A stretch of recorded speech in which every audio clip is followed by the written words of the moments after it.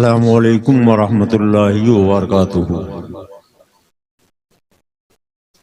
الحمد للہ وکفیٰ، والصلاۃ والسلام علی عبادہ الذین اصطفیٰ، اما بعد فاعوذ باللہ من الشیطان الرجیم، بسم اللہ الرحمن الرحیم۔ جاء الحق وزهق الباطل ان الباطل کان زہوقا۔ صدق اللہ العلی العظیم وصدق رسولہ النبی الامین الکریم، ونحن علی ذلک لمن الشاہدین والشاکرین، والحمد للہ رب العالمین۔ شہریار حرم، تاجدار حرم، نوبہار صفات، شب اسرا کے دولہا مصطفیٰ جان رحمت جناب محمد الرسول اللہ صلی اللہ علیہ وسلم کی بارگاہ بے کس پناہ میں عقیدت و احترام سے درود و سلام کی نظریں پیش کریں۔ اللہم صلی علی سیدنا و نبینا و مولانا محمد ماذ الجود والکرم وعلی آلہ وبارک وسلم، صلاۃ و سلاما علیک یا رسول اللہ۔ امام اہل سنن، فخر زمین و زمن، مجدد میت ماضیہ، موجد ملت طاہرہ، آیت من آیات اللہ، سرکار اعلیٰ حضرت امام احمد رضا فاضل بریلوی رضی اللہ تعالیٰ عنہ فرماتے ہیں، وہی رب ہے جس نے تجھ کو ہمہ تن کرم بنایا، وہی رب ہے جس نے تجھ کو ہمہ تن کرم بنایا، ہمیں بھیک مانگنے کو تیرا آستاں بتایا، تجھے حمد ہے خدایا، تجھے حمد ہے خدایا، تجھے حمد ہے خدایا، تجھے حمد ہے خدایا۔ اور کسی کہنے والے نے کہا ہے، ستیزہ کار رہا ہے ازل سے تا امروز، ستیزہ کار رہا ہے ازل سے تا امروز، چراغ مصطفی سے شرار بولہبی بمصطفیٰ برساں، خیش را کی دی ہمہ اوش بمصطفیٰ برساں، خیش را کی دی ہمہ اوش، اگر بہو نہ رسیدی تمام بولہبید، اگر بہو نہ رسیدی تمام بولہبید۔ حضرات، آج کی پاکیزہ محفل کے لیے میں نے آیت کریمہ پڑھی ہے۔ ہمارا آپ کا پروردگار جل مجدہ الکریم قرآن پاک میں فرماتا ہے، جاء الحق وزهق الباطل ان الباطل کان زہوقا۔ حق آ گیا، باطل مٹ گیا، بے شک باطل کو مٹنا ہی تھا۔ حق بہت ہی مختصر دو لفظوں کا ایک حرف ہے، دو حرفوں کا ایک لفظ ہے، مگر حق کی اہمیت اتنی زیادہ ہے کہ کائنات کی وسعتیں اس کے لیے ناکافی ہیں۔ حق وہ ہے جو مانا جاتا ہے، کبھی جھٹلایا نہیں جاتا ہے۔ حق وہ ہے جو کامیاب ہوتا ہے، کبھی ناکام نہیں ہوتا ہے۔ حق وہ ہے جو ہمیشہ سربلند ہوتا ہے، کبھی زیر نہیں ہوتا ہے۔ آپ دیکھیے، آج دنیا کے لوگوں کو لڑائی اور جھگڑے سے بڑی دلچسپی ہو گئی ہے۔ میں بھی آپ کو ایک جنگ کی بات بتانا چاہتا ہوں، مگر یہ دنیا کی لڑائی نہیں، حق و باطل کی لڑائی ہے، اسلام اور کفر کا معرکہ ہے، نور و ظلمت کی جنگ ہے۔ اور یہ جنگ کہاں شروع ہوئی؟ اللہ رب العزت جل مجدہ الکریم نے جب حضرت آدم کو بنایا تو آدم کی تخلیق کے بعد اللہ رب العزت نے فرشتوں سے کہا، قرآن پاک گواہی دے رہا ہے، وَإِذْ قُلْنَا لِلْمَلَائِكَةِ اسْجُدُوا لِآدَمَ فَسَجَدُوا إِلَّا إِبْلِيسَ۔ اللہ نے کہا آدم کے لیے سجدہ کرو، فسجدوا، سب نے سجدہ کر لیا، الا ابلیس، سوائے ابلیس کے۔ کیا اللہ تعالیٰ کہ یہ فرشتوں نے جب حکم سنا تھا سب نے سجدہ کر لیا، ابلیس نے حکم کیوں نہیں مانا، سجدہ کیوں نہیں کیا؟ کیا ابلیس سجدے کا منکر تھا؟ کیا ابلیس رب کی کبریائی کا منکر تھا؟ وہ تو اتنا سجدہ کرنے والا تھا، کہ 6 کروڑ سال تک اس نے عبادت کی ہے، اگر ابلیس کے سجدے روئے زمین پہ پھیلا دیے جائیں، کہیں رائی کا دانہ رکھنے کی جگہ باقی نہ رہے، مگر آپ ذرا قربان جائیں، اللہ نے جب کہا اسجدوا لآدم تو فرشتوں نے کہا مولا ہم تجھے تو مانتے ہی ہیں، تو جسے جسے ماننے کا حکم دے گا ان سبھی کو مانیں گے۔ ابلیس نے کہا مولا ہم تجھی کو مانیں گے، تیرے سوا کسی کو نہیں مانیں گے۔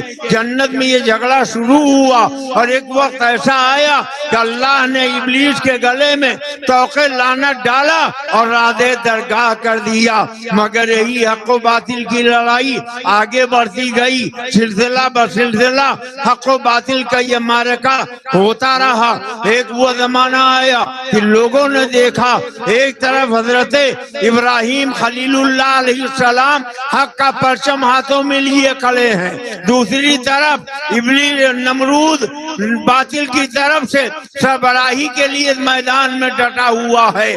اور آپ نے بارہا سنا ہوگا کہ حضرت ابراہیم خلیل اللہ سے اور نمرود سے ایک زمانے تک جنگ ہوتی رہی، مگر ایک وقت آیا کہ ایک ننھے سے کیڑے مچھر کے ذریعے اللہ نے نمرود کو مٹا دیا۔ پھر یہی حق و باطل کی لڑائی ایک دوسرے میدان میں پہنچی، ایک طرف حق کا پرچم ہاتھ میں لیے ہوئے حضرت موسیٰ کلیم اللہ علیہ السلام ہے، جبکہ دوسری طرف باطل لشکر کی سربراہی کا طوق فرعون کے گلے میں پڑا ہوا ہے۔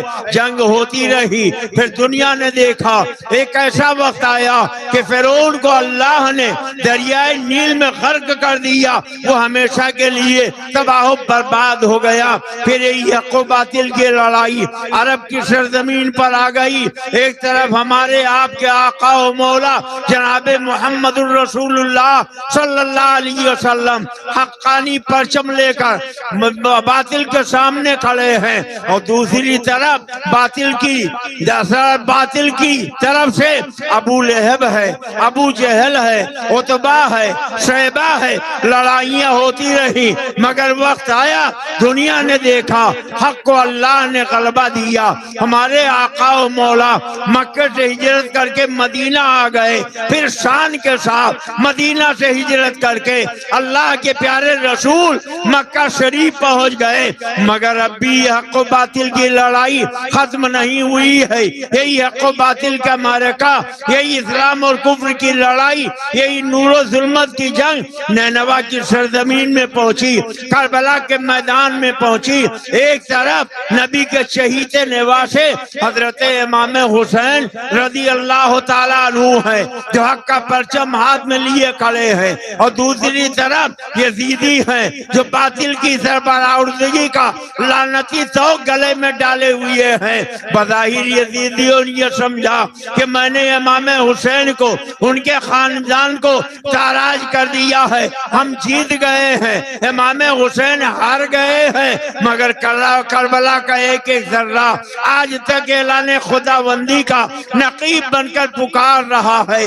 قتل حسین اصل میں مرگ یزید ہے، اسلام زندہ ہوتا ہے ہر کربلا کے بعد۔ پھر دنیا نے دیکھا یہی حق و باطل کا معرکہ اور آگے بڑھا، ایک طرف حضرت سیدنا سرکار امام اعظم ابو حنیفہ رضی اللہ تعالیٰ عنہ ہے، اور ان کے مقابلے میں ایک تحریہ آ گیا ہے، مناظرے کا چیلنج کر دیا ہے۔ تحریہ کہتا ہے کوئی خدا نہیں ہے، ہم ذات باری تعالیٰ کو نہیں مانتے ہیں۔ حضرت امام اعظم نے فرمایا کیا چاہتے ہو؟ تحریہ نے کہا ہم یہ چاہتے ہیں کہ ہم سے آپ کا مناظرہ ہو جائے۔ حضرت سیدنا امام اعظم تحریہ سے مناظرہ کے لیے تیار، دونوں طرف سے حق اور باطل کے ماننے والے میدان مناظرہ میں اکٹھا ہو گئے۔ تحریہ بھی پہنچ گیا، مگر حضرت امام اعظم بہت دیر کے بعد تشریف لائے۔ تحریہ نے کہا اے امام اعظم، آپ ایک کشتی پر بیٹھ کر دریا پار کر کر رہے تھے، اور وہی اتنی چھوٹی بات کہے، اتنی کچی بات کہے، ہم اس کی بات کہے، اتنی کچی بات کہے، ہم اس کو کیسے تسلیم کر لے، کو کیسے تسلیم کر لے؟ بغیر کسی کاٹنے والے کے یہ درخت کیسے کٹ سکتا ہے؟ بغیر کسی چیرنے والے کے یہ تختہ کیسے تیار ہو سکتا ہے؟ بغیر کسی بڑھئی کے یہ کشتی کیسے بن سکتی ہے؟ اور پھر اس کشتی کو جب تک کوئی چلانے والا نہ ہوگا یہ کشتی دریا میں ادھر سے ادھر کیسے جائے گی؟ اور جب تک کوئی کرایہ وصول کرنے والا نہ ہوگا کیسے یہ کشتی کرایہ وصول کر لے گی؟ امام اعظم ابو حنیفہ رضی اللہ تعالیٰ عنہ نے فرمایا کہ وہ دہریہ سن لے، جب ایک کشتی خود بخود نہیں بن سکتی ہے، خود بخود دریا میں نہیں چل سکتی ہے، تو زمین اور آسمان، یہ چاند و سورج، یہ عرش و فرش، یہ لوح و قلم، یہ دنیا کی تمام چیزیں بغیر کسی بنانے والے کے کیسے بن جائے گی؟ اب تجھے ماننا پڑے گا کوئی نہ کوئی ہے جس نے اس کی تخلیق فرمائی ہے۔ دہریے نے جب امام اعظم کا یہ جواب سنا تو اس نے سر جھکا کے کہا، اے امام اعظم آپ اپنا ہاتھ بڑھائیے، میں آپ کے ہاتھ پر کلمہ پڑھ کے اسلام میں داخل ہونا چاہتا ہوں، مجھے خدا کی وحدانیت کا بھی اقرار ہے، نبی کی رسالت کا بھی اقرار ہے، اور پڑھ لیا لا الہ الا اللہ محمد الرسول اللہ۔ آپ غور فرمائیں، یاد کریں، حضرت سیدنا امام جعفر صادق کو بھی ایک مرتبہ ایک ملاح مل گیا، اس نے کہا امام جعفر صادق آپ خدا کے وجود کے قائل ہو، ہم وجود ذات باری تعالی اللہ ہوں، کشتی کو دریا میں ادھر سے ہو گئے، مگر پھر اب میں ایسا موقع آیا کہ میں اپنی کوشش کر کے دریا کے کنارے پہنچ گیا اور ڈوبنے سے بچ گیا۔ حضرت سیدنا امام جعفر صادق نے فرمایا کہ یہ بتاؤ جب تم کشتی میں تھے طوفان آیا تھا تو یہ کشتی پہ بیٹھ کر تم کس کے سہارے چل رہے تھے؟ کہا میں کشتی کے سہارے چل رہا تھا، اور جب کشتی ڈوب گئی تو ایک تختے کا سہارا میں نے لے لیا۔ حضرت امام جعفر صادق نے فرمایا اچھا جب وہ تختہ بھی تمہارے ہاتھ سے چھوٹ گیا تو بتاؤ کیا کوئی ایسی ذات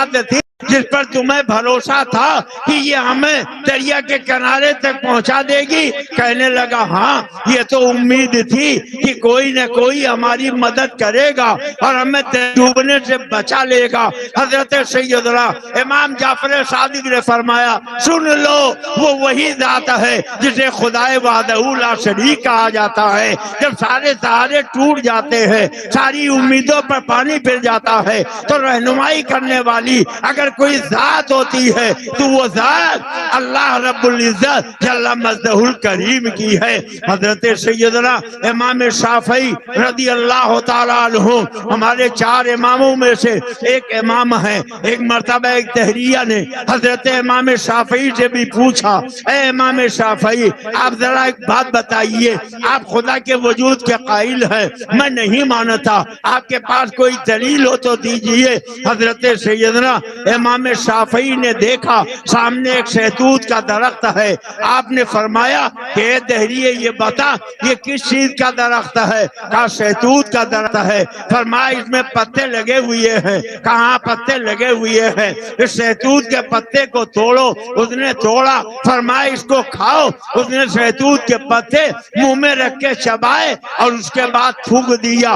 حضرت امام شافعی نے پوچھا یہ بتاؤ یہ شہتوت کا پتا جو تم نے چبایا ہے اس کے اندر سے جو عرق نکلا ہے وہ کڑوا تھا کہ میٹھا تھا یا اس کا کوئی ذائقہ نہیں تھا؟ تو کہنے لگا کہ حضور یہ شہتوت کا پتا نہ اس کے عرق میں مٹھاس تھی، نہ کوئی لذت تھی، نہ کوئی ذائقہ تھا، یہ تو بالکل تھا۔ حضرت سیدنا امام شافعی نے فرمایا کہ سنو غور سے سنو، کان کھول کر سنو کہ جس طریقے سے یہ شہتوت کا پتا ہے اس کو کئی لوگ کھاتے ہیں، گائے کھاتی ہے، بکری کھاتی ہے، ریشم کا کیڑا کھاتا ہے، شہد کھاتی ہے۔ جب اس شہتوت کے پتے کو ایک گائے کھا لیتی ہے تو بکری کھا لیتی ہے تو دودھ دیتی ہے، اور اسی شہتوت کے پتے کو جب ریشم کا کیڑا چبا لیتا ہے تو ریشم پیدا کر دیتا ہے، اور یہی شہتوت کا پتا جب کوئی شہد کی مکھی کھا لیتی ہے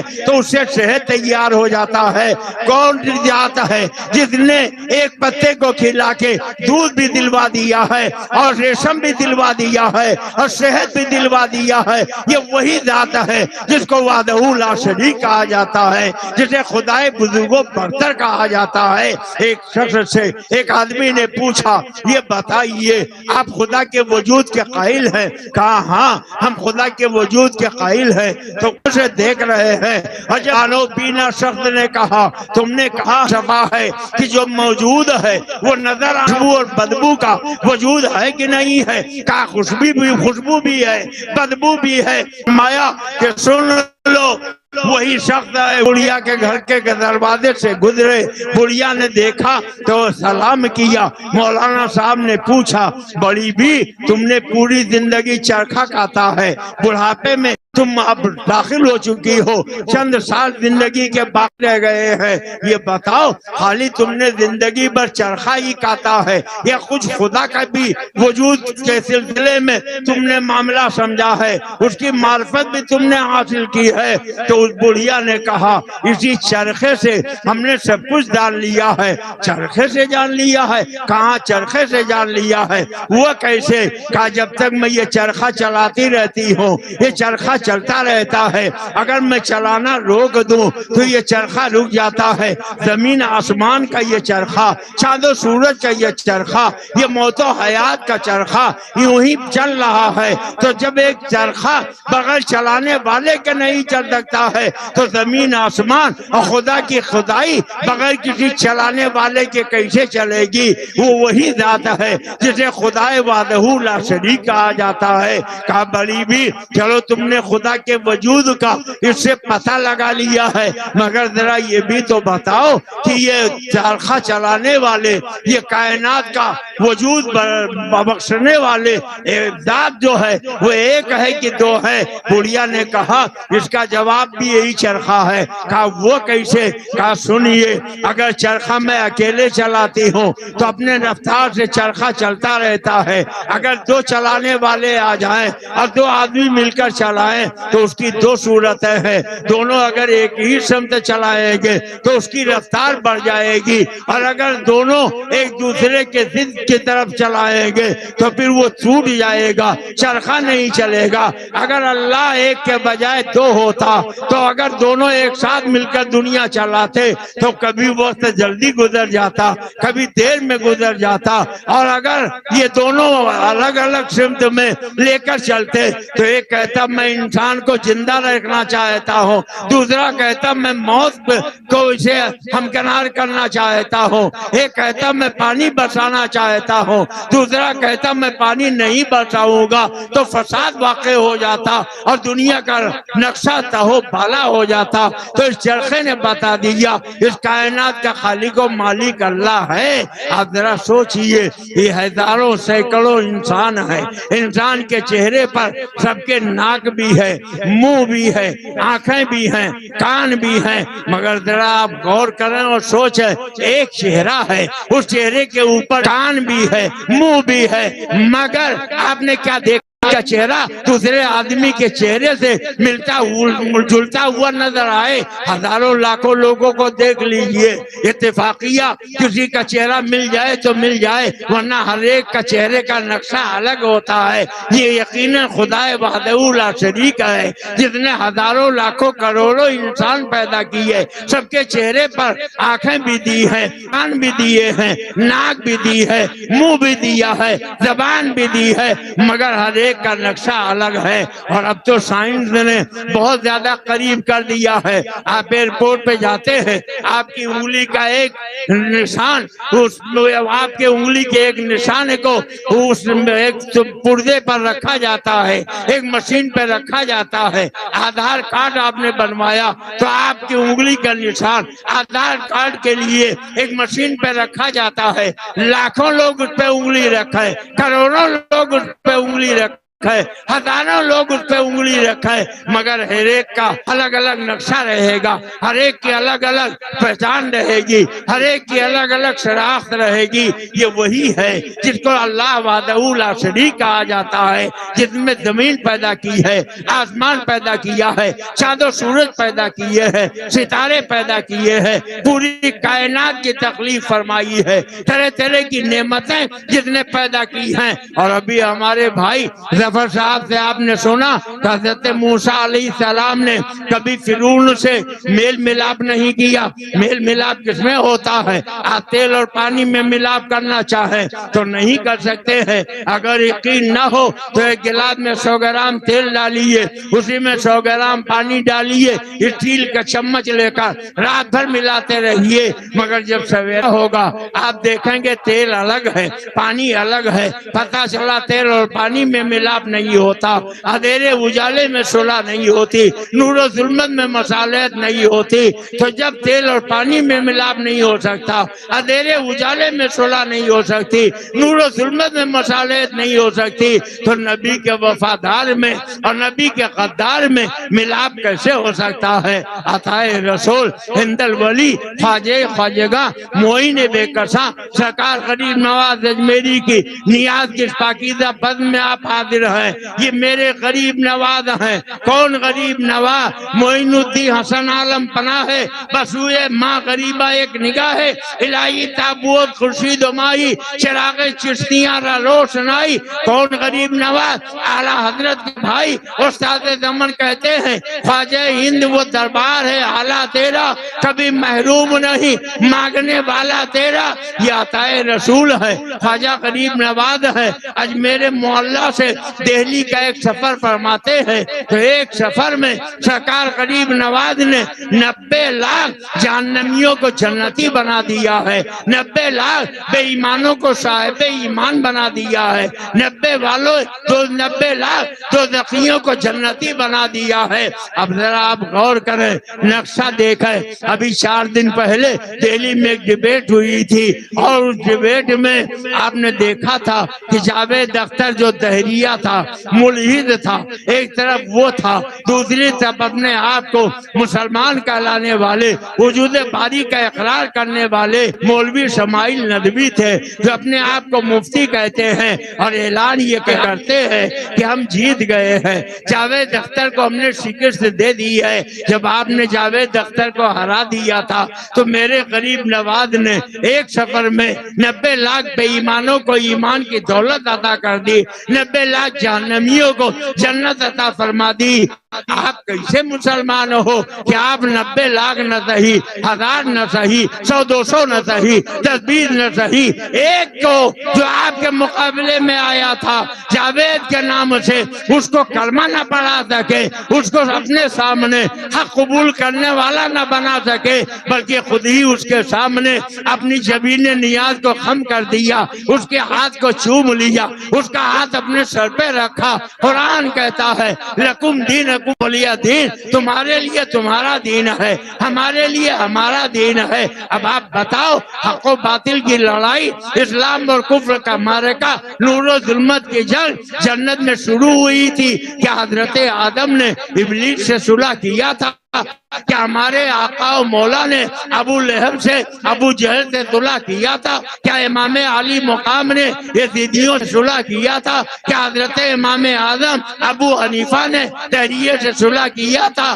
البتہ یہ امام اعظم کی روحانیت تھی کہ انہوں نے دہریے سے مناظرہ کیا اور چند منٹوں میں اس کو قائل کر کے ایمان کی دولت سے مالا مال کر دیا. مگر ندوہ والو، دیوبند والو، تم ماتم کرو اپنے نصیبے پر کہ تم نے ایک شخص کے مقابلے میں ڈیبیٹ رکھی تھی، مناظرہ کیا تھا، مباحثہ کیا تھا، مگر وہ جیسے آیا تھا ویسے ہی چلا گیا. اس نے ذرا سا بھی آپ کی بات تسلیم نہیں کی. اگر تسلیم کرتا تو وہ آ کے سر جھکا تھا، آپ کا ہاتھ پکڑتا، کلمہ طیبہ لا الہ الا اللہ محمد الرسول اللہ پڑھتا. حقیقت تو یہ ہے آپ شہر حق میں رہتے ہو. سنو، اللہ کے منکر دو طرح کے ہوتے ہیں. ایک تو وہ ہے جو وجود باری تعالیٰ کا منکر ہے، دوسرا وہ ہے جو اللہ کے وجود کو تو مانے مگر اس کو عیبی بنائے بتائے. جیسے یہ وہابی دیوبندی ہے، انہوں نے معاذ اللہ رب العزت کے لیے کہا اللہ جھوٹ بول سکتا ہے. قرآن پاک اشرف علی کا ترجمہ آپ اٹھا کے دیکھیں، دیوبندیوں کا ترجمہ آپ اٹھا کے دیکھیں. قرآن کے ترجمے میں انہوں نے گھپلا کیا ہے، ڈنڈی ماری ہے. اور اللہ رب العزت کے لیے کہیں لکھا اللہ دل لگی کرتا ہے، کہیں لکھا اللہ مذاق کرتا ہے، کہیں لکھا اللہ ٹھٹھا کرتا ہے، کہیں لکھا کہ اللہ مکر کرتا ہے. اب مکر کرنے والا خدا تم کو مبارک ہو، دل لگی ٹھٹھا کرنے والا خدا تم کو مبارک ہو. اور کائنات کا خالق و مالک وحدہ لا شریک اللہ رب العزت ہمیں مبارک ہو. حضور آقا نعمت سرکار تاج الشریعہ بدر الطریقہ نے کیا یہ خوب فرمایا ہے، نبی سے جو ہو بیگانہ اسے دل سے جدا کر دو. نبی سے جو ہو بیگانہ اسے دل سے جدا کر دو. پدر مادر برادر مال و جان ان پر فدا کر دو. حضور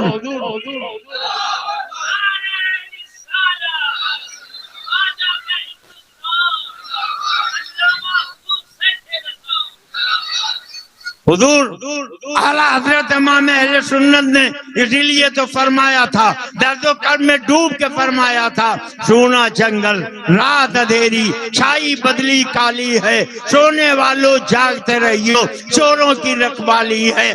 آنکھ سے کاجل صاحب چورا لے یا وہ چور بلا کے ہیں، تیری گٹھڑی تاکی ہے اور تو نے نیند نکالی ہے. سونا پاس ہے سونا بن ہے، سونا زہر اٹھ پیارے تو کہتا ہے میٹھی نیند ہے، متی تیری نرالی ہے. شہد دکھائے زہر پلائے قاتل ڈائن شوہر کش، کس مردار پہ تو للچایا دنیا دیکھی بھالی ہے. ریابن بھی سیابن لب پہ کلمہ دل میں گستاخی، سلام اسلام ملحد کو یہ تسلیم زبانی ہے. اعلیٰ حضرت نے فرمایا کرے مصطفیٰ کی اہانتیں کھلے بند اس پہ یہ جرأتیں کہ میں کیا نہیں ہوں محمدی، ارے ہاں نہیں ارے ہاں نہیں. اور میرے پیر و مرشد مظہر اعلیٰ حضرت نے فرمایا دوزخی ہے بغیر حب حضور، عمر بھر اتقا کرے کوئی بول بالا رہے گا آقا کا، نعرے غم میں جلا کرے کوئی سنیو ان سے تم مدد مانگو گرچہ جل کر بھنا کرے کوئی. اور اعلیٰ حضرت امام اہل سنت کے مظہر نے ہمیں یہ پیغام دیا پیارے حبیب کو پکار، پیارے نبی کا نام لے، دامن مصطفیٰ میں آئے رسول تھام لے. شہر حق میں رہنے والو حق بولو حق سنو حق پر عمل کرو. مولا کائنات حیدر کرار علی مرتضی کرم اللہ تعالی وجہ الکریم نے کیا یہ خوب فرمایا ہے، حق بولنے سے اپنی زبان مت روکا کرو، اس لیے کہ وقت سے پہلے کوئی تمہیں مار نہیں سکتا ہے اور آئی ہوئی روزی کو کوئی تم سے چھین نہیں سکتا ہے. جعل حق و ذاق الباطل ان الباطل کان زہوقا. حق آ گیا باطل مٹ گیا، بے شک باطل کو مٹنا ہی تھا. اللہ تعالی ہمیں حق قبول کرنے کی توفیق عطا فرمائے. کھڑے ہو جائیے اپنے آقا کے دربار میں ہدیہ درود و سلام پیش.